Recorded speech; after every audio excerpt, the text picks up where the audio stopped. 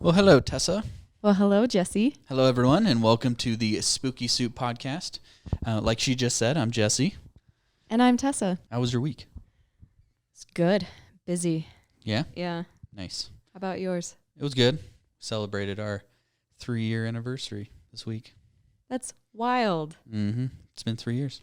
My wife and I. So for those of you who haven't looked at our Instagram page, we went to the Fear Factory. As promised. Yes. So they were doing a Friday the 13th special, so we had to jump on it. So we did, and it was awesome. It was a lot of fun. However, when we got there, we did not realize that it was a blackout. So pretty much what that means is they turned off all the lights, so we couldn't see anything. They gave Tessa this little finger-held flashlight, and I think that was more to signal the actors that we were coming instead of actually giving us an idea of where we were going. Yeah, I think you're right, because the light on it was red, and it was tiny. Like, the amount of light it emitted was about the size of a dinner plate. So yeah, it was pretty bad. It did not help in any way. No, it was fun, but it did bug me because I wanted to see the inside of the Fear Factory, the architecture. Not architecture, but, see where the dudes died and all that stuff. So and the cool decorations. Yeah, exactly. Yeah. See the cool decorations, but from what I could tell while we were standing in line before we went in, other people didn't know it was a blackout as well. So we weren't the only ones. So they lied to us. They said it was on their website, and I went back and looked, and it was not on the website. Yeah, they did a surprise blackout. Yeah, but it was still fun. Yeah. We'll go back in October for the legit going through, so I can see everything. I will say, I think it's my favorite haunted house. It was pretty good. It was so good. I think the actors need to have better makeup done. Oh, yeah? From what I could tell, though. Once again, it was pretty dark. Mm-hmm. But comparing it to other haunted houses, they didn't have any prosthetics on. It was all just face paint. Okay. You know what I mean? I did see the guys walking around the courtyard, while we were waiting in line. They had good prosthetics on. Those were good. Yeah. They were really good. Yeah. But a lot of the actors and actresses, they just had some face paint. So, which is fine if you can make it look good. But however, I didn't super love what I saw for what I could see. Yeah. I just remembered that at one point they split us up. So it was me and my fiance and then Jesse and his wife, and they split us up. And Jesse and his wife didn't have a light. I was the only one in our group who had a light. And so I was screaming, Jesse!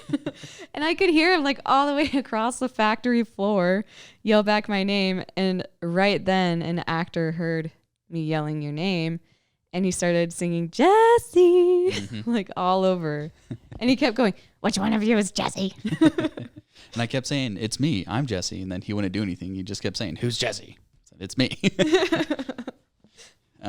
The funny thing about going to a haunted house is you always have to remember that these actors or actresses are probably theater students from the U or 16-year-olds. Yeah, or 16-year-olds. At West High. Yeah. Yeah. Who just love to spook people. So honestly, same. It was fun. Would you like to go ahead and spook me with your Reddit stories today?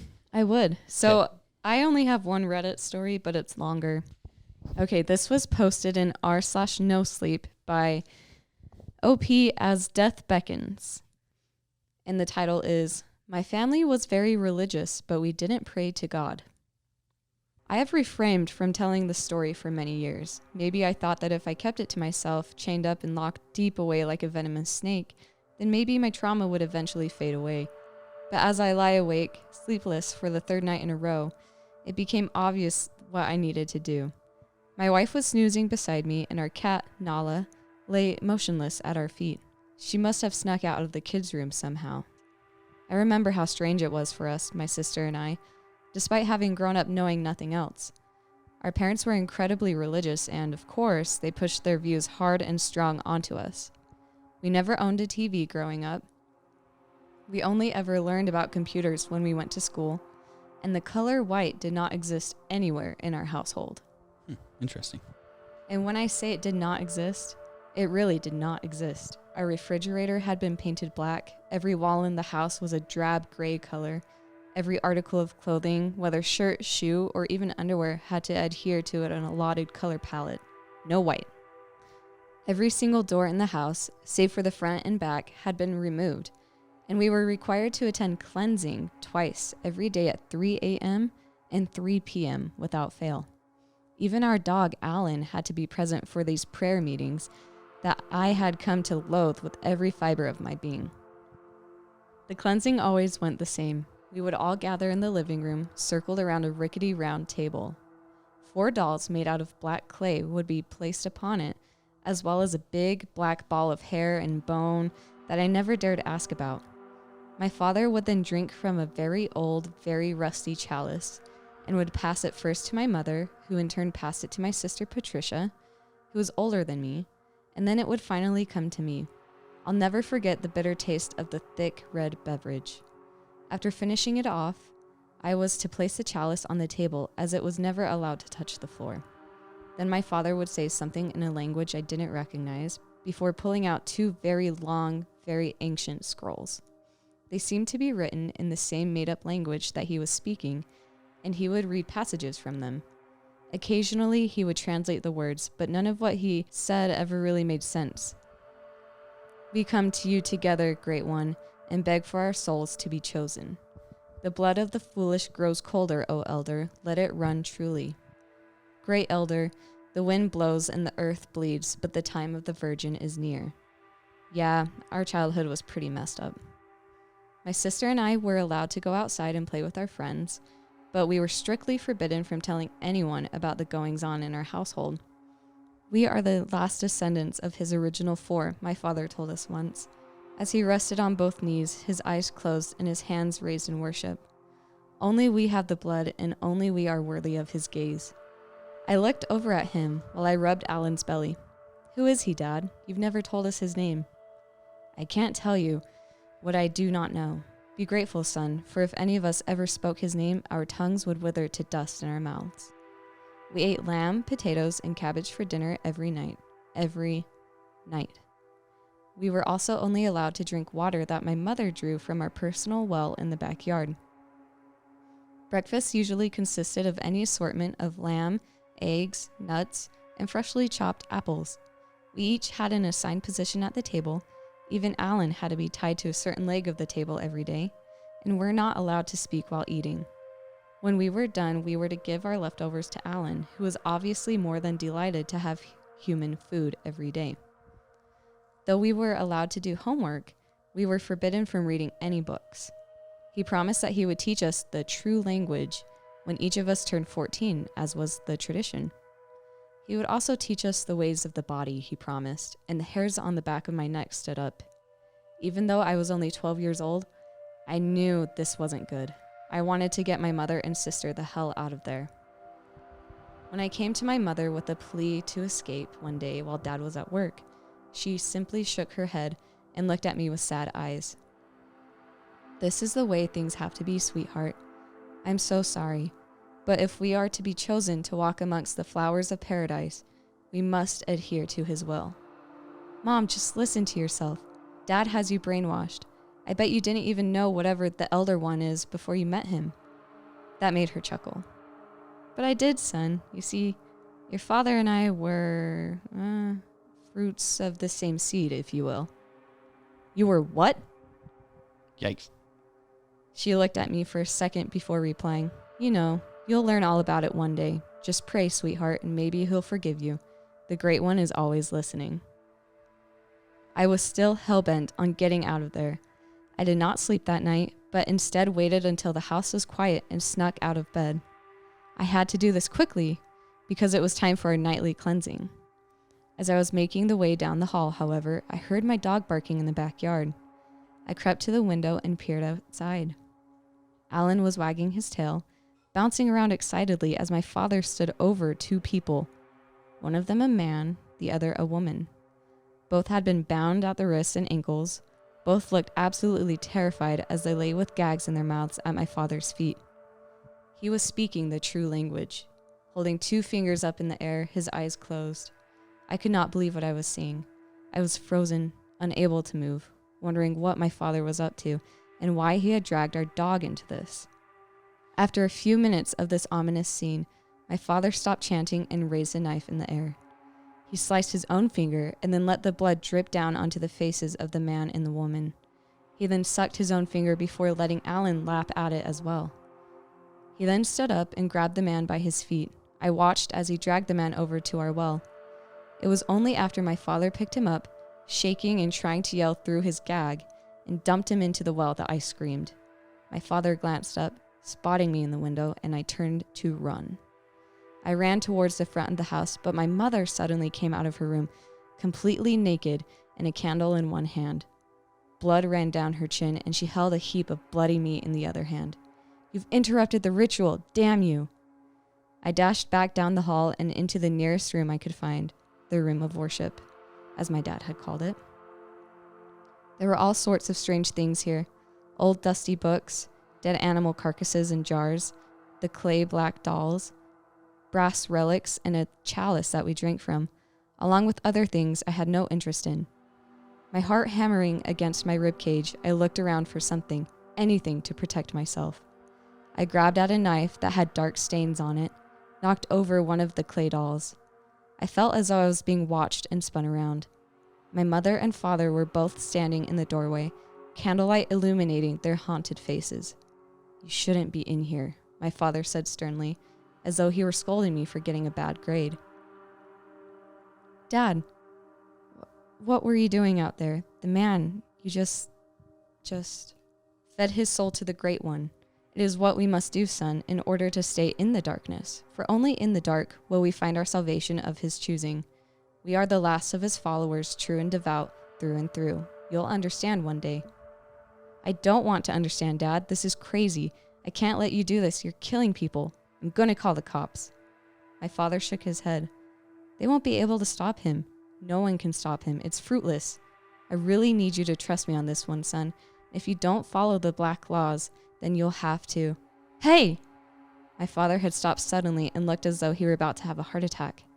I had taken a step back and nearly stepped on the clay doll in the process. "What?" "You be careful with that. Pick it up, put it back on the table, now." I looked down at the doll, picked it up, and studied it. It was faceless. It had long limbs, but no hands or feet, and it was, for some reason, heavier than it looked. "What if I don't?" I asked, wondering how I could use this to my advantage to get out of the house. "Son, you know not what you're meddling with. Put it down or—" I don't know why I did it. Maybe I just wanted to show him that everything he ever believed was a lie, and that he had nothing to be afraid of. Maybe I just had hatred in my heart of the damn thing from years of having to see it in its counterparts as we did our weird rituals. Whatever the case was, I stabbed the doll right in the chest, and I swear it jerked its limbs in reaction. My father fell to his knees, clutching his chest, screaming and crying. He rolled over to his back, and my dog, whimpering, ran up and licked at his face. He was dead. Then I heard yelling, and my mother whirled around screaming and ran down the hall with the candle. All I heard was gunfire and the sound of her body dropping to the floor. My father, meanwhile, lay motionless, while Alan ran between he and my mother, whimpering sadly. Apparently the neighbor had heard the commotion, saw the woman laying in our yard, and called the police. The cops had come and kicked in the door and changed my life for the better. All of my father's weird religious relics and family heirlooms were confiscated, and my sister and I faced a lot of questioning. But that was almost 20 years ago. Why is this all on my mind? My sister and I grew up like normal people, after having been adopted by another couple, but I never knew what happened to our dog, Alan. Lying in bed, I felt my heartbeat slowly speeding. I looked down at my feet, where Nala was suddenly awake, sitting up and staring at me. She was a black cat, so only her yellow eyes were visible in the darkness. When had we gotten her? I had no idea. This cat had seemingly popped up into our family's lives, and I had no idea of when this had happened, not even the slightest recollection. As my cat stared at me and I at her, for what must have been an eternity, I finally found the courage to sit up. I swiped over towards my lamp, my eyes never leaving Nala. I felt myself knock something to the floor, which promptly caught my attention. I hadn't left anything on my nightstand, had I? I turned on the lamp and looked at the floor. A faceless clay doll lay there, black as the night. Yo, that was good. Yeah, so good. Oh my gosh. That had me on like edge of the seat the whole time. Yeah. It Jeez. reminded me of Midsummer and Hereditary mixed together. Those two movies. Mm-hmm. So good. Like the imagery in it. I can just imagine this like foreboding dark house with no white in it. Yeah. Like this altar with the dolls. Wow. What so it never says like what they were really worshiping. Mm-mm. I mean, was the dad like worshiping himself pretty much? The clay doll, no? That's crazy. Or was he sacrificing for whatever was Yeah. below the well? And think about it. The kids were only allowed to drink from that well, and he saw him place the man's corpse in it. Mm-hmm. So they were drinking dead body juice. Yeah. Disgusting. Gross. Well, now that I am spooked. I'm spooked too, just from reading it. That was good. And you've already read it. Yeah. So you got re-spooked. Yeah. That was a good story. My story today is it's a true story, but it's more of a Okay. mystery. Yeah. I mean, most these historical stories are true because they're historical. Obviously. Real quick before I start my story, just want to let everyone know we are now on Apple Podcasts. So if you prefer to be there, listen on Apple Podcasts. There you go. So we are now on 3 platforms. So Apple Podcasts, Spotify, and YouTube. And also, I want to start reading stories from listeners. Yeah, So me too. If you guys have creepy stories, they don't have to be true. They can be made up. You could have written them yourself or a story you've heard before. Write them, email them to us. Our email is spookysouppodcast801@gmail.com. And we would love to read those off on our podcast. So there you go. Fun little announcement. Yeah, send your stories our way. Send It them might in. just get on the podcast. Seriously, I would love that if you guys could. This is a fairly popular story going around right now. Okay. So some of you have may have already heard of it. It is very strange, so that's why I'm sharing it today.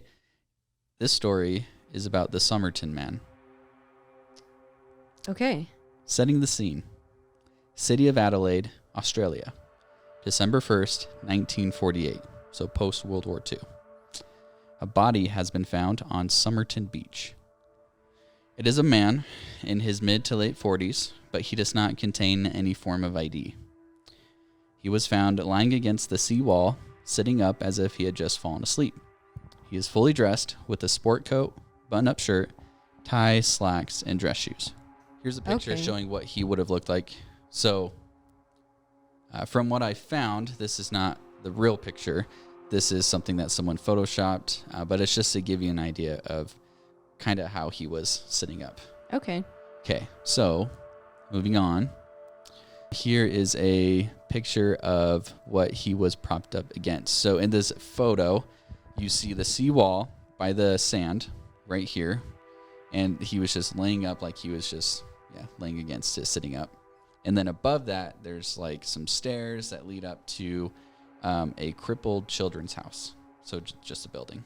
Okay. Some would say this would be a simple closed case by calling him a John Doe and burying him, but this is not the case. In his pockets, they found one unused train ticket from Adelaide to Henley Beach, an unused bus ticket, juicy fruit gum, cigarettes, and a box of matches.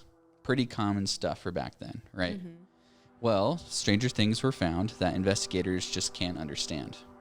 The items of clothing had their tags removed, so the clothes he was wearing, no tags, so they couldn't really use that to be like, we can identify him by finding out where his clothes were from.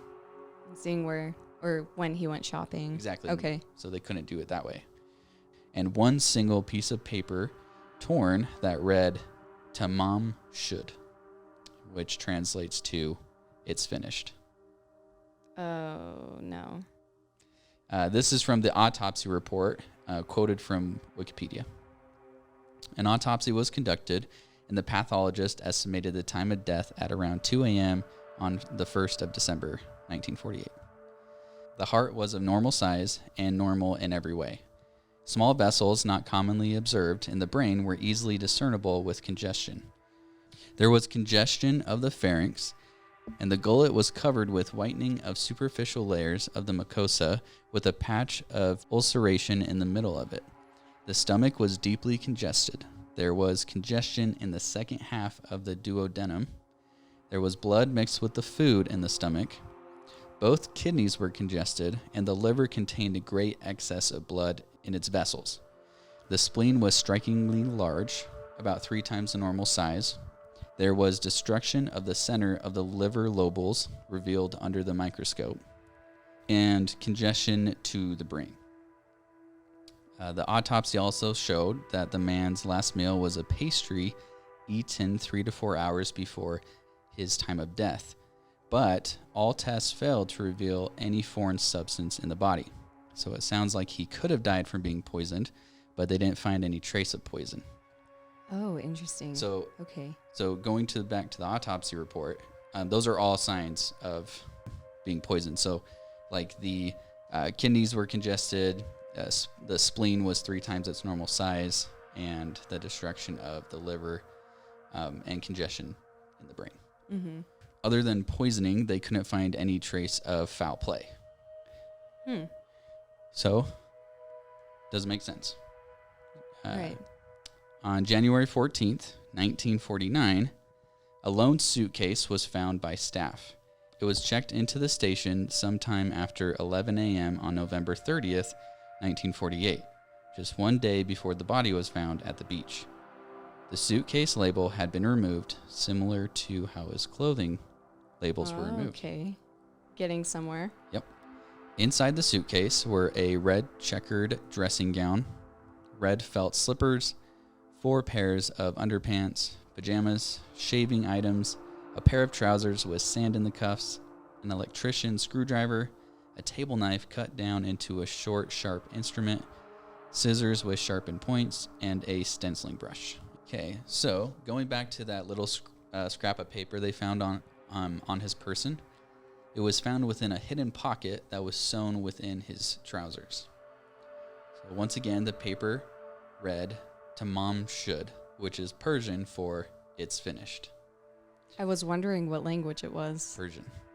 And found that it was on the last page of a book called The Rubaiyat of Omar Khayyam. The police took to the news asking anyone if they had a copy of the book. 8 months later, a man known as Ronald Francis came forward with a copy claiming he found it in the backseat of his car. Interesting. Yeah, so also Ronald Francis, they don't know if that's his real name, an alias or whatever it is. So just heads up on that. So sure enough, they looked at it and the last page of the book had a piece missing. Same piece of paper found on the Somerton Man. No way. Yeah. Like the tears matched up and everything? Mm-hmm. You're kidding. Yep.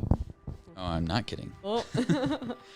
On the back of that specific copy of the Rubaiyat were written codes. To describe it for our listeners, the top row reads in all uppercase, like M or a W, hard to make it out, RGOABABD.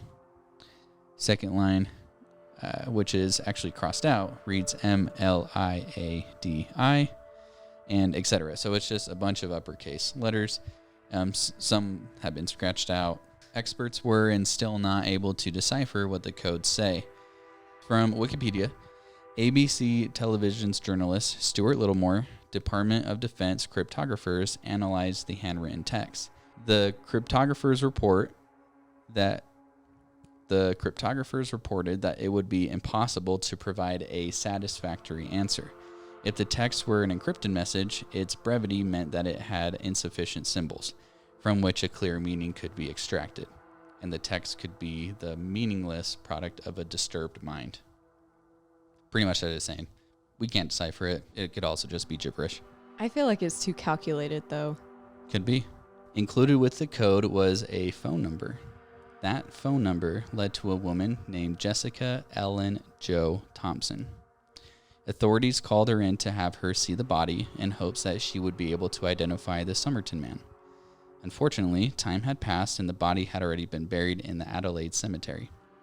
A taxidermist was called in to make a molding of the man's face before the burial. When Jessica first laid eyes on the mold, it was reported that she was about to faint. She looked shocked, but also scared at the same time. She claimed to not know who the man is, but her expression says otherwise. Here's a picture of the mold. So that's the Somerton Man, and there's the mold. So it's pretty accurate, in my opinion. Wow, yeah.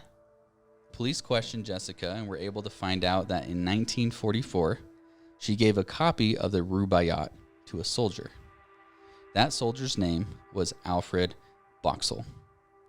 Authorities tracked down the real Alfred Boxall and found that he was very much alive and still in possession of the Rubaiyat copy Jessica gave him. People speculate there is still something there, some connection, like maybe the Somerton Man knew these two people. They're all connected somehow. But it just happens to be one big coincidence. So they say. How, though? She recognized him. And it's the Rubaiyat. Like, yeah. Has anyone ever heard of this? I don't even know what this book is. Is it like religious text? Watch it be like something super prominent and we just don't know. Yeah. So like my question is like, why was Jessica so shocked when she saw the mold? And like, it just doesn't make sense if she didn't know him, but she reacted the same way that she did when she saw the mold. Right. If you saw a mold of someone you didn't know, you'd be like, what is this? Yeah. You wouldn't be just like freaking out as she was. Exactly. So the mystery is still unsolved to this day, but there are hundreds of theories out there, and here are some that I think could possibly be the conclusion that we're looking for. Some people believe that he was a Soviet spy. This theory makes the most sense to me because in an interview with Kate Thompson, Jessica Thompson's daughter, Jessica confessed to Kate that she really did know who the Somerton Man was, but never said anything more about it. Kate herself believes her mother was a Soviet spy because Jessica herself spoke Russian. Oh, okay. So is this another coincidence? I don't think so. People in Australia don't regularly teach Russian or learn Russian. Also, Kate mentioned that her mother never told her where she learned how to speak Russian. Some believe Jessica never said anything after seeing the mold because she realized her Soviet spy she knew really well was dead and she could be next. Yeah. So she saw the mold, reacted the way she did, and said no because I'm sure she said yes. Whoever killed the Somerton Man would have found out and went right after her. This other theory relates back to the previous theory I just mentioned, and it's has to be in regards to Jessica's son. So as you can see in the following pictures, the Somerton Man's ears are massive and deformed. This image isn't the best, but his ears are really, really big compared to just a regular person's ears. Like they're recognizable. Mm-hmm. Also, they mentioned something about his front teeth being more protruding than normal people's teeth. Interesting. So you would recognize him. Yeah. Easy. Mm-hmm. Like he would stand out compared to someone else like in a lineup due to his, they say deformities, but it's just like just his features. Yeah, his features. Yeah. So here's an image of Jessica with her baby boy, Robin Thompson. And I personally don't think they look similar, but here's an image of Robin all grown up. So that's him compared to, this is the Somerton Man from the side. Okay, the ears and the nose. They match. They match. That's not the ears and the nose of Jessica. Nope. So could they be related? Father and son? Was Jessica hiding who she really was to keep Robin safe? We don't know. Maybe she hooked up with a Soviet spy. Didn't realize it. Uh-huh. But he might have told something to her. Here are a bunch of theories that I grabbed from fandom.com. These are some good ones. So, spy theory number 1 says the Somerton Man was a spy working for the Soviets. He was discovered and assassinated by Australian forces. Spy theory number 2. The Somerton Man was a Soviet spy who had decided to betray his country and start providing intelligence to the Australians in return for asylum.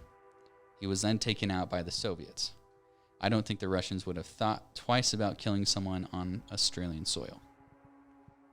That makes more sense to me than the Australian government killing him and just leaving him in the open for people to find. Yeah. And then leaving that note saying it's finished. Yeah. Yeah. Spy theory number 3, the Somerton Man was an Australian spy spying on the Soviets, who was discovered and assassinated by the Soviets. So pretty similar to 1 and 2. Spy theory number 4. The Somerton Man was an Australian secretly working for the Soviets who feared his cover had been blown and decided to commit suicide rather than face trial as a traitor and communist sympathizer. How did he kill himself, though?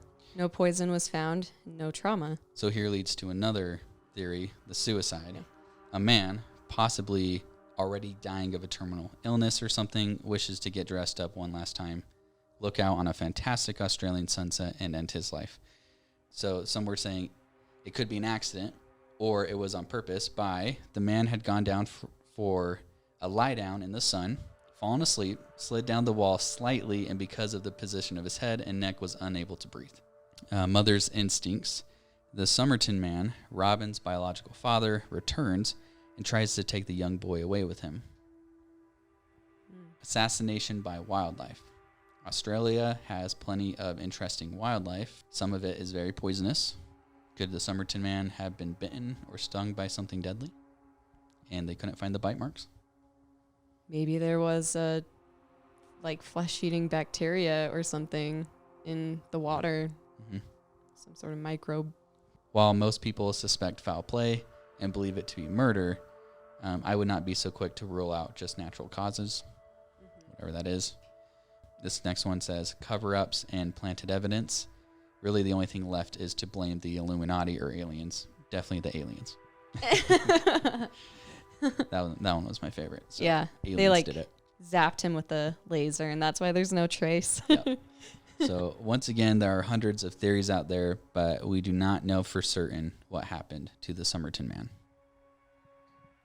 I think it's someone that Jessica knew. They had put her phone number in the back of this book that he had just to remember it, and was probably at the end of his life or knew that, and so he wanted to get dressed up, went to the beach, one final look. And on his way out, he just ripped out the paper and put it in his pocket as a way of saying, it's done, I'm dying. Threw the book in someone's car and just went and passed away peacefully. Yeah. At least that's what I would hope. Yeah. I think the original, spy theory makes the most sense to me. The Russian spy with the ties to Jessica and then that man I mentioned earlier, Ronald Francis. I actually think there's some connection there. Yeah. Because it's just so happened that he had the copy, and he blames it on leaving his windows down and someone putting in the backseat of his car. What a cool The story! Somerton So Man. interesting. Yeah, very interesting, very, very mysterious. In my opinion. So, one day I'm sure we'll find out what happened. Well, thanks for listening, guys. We'll scare you on the next episode. Stay spooky. See you later. Bye.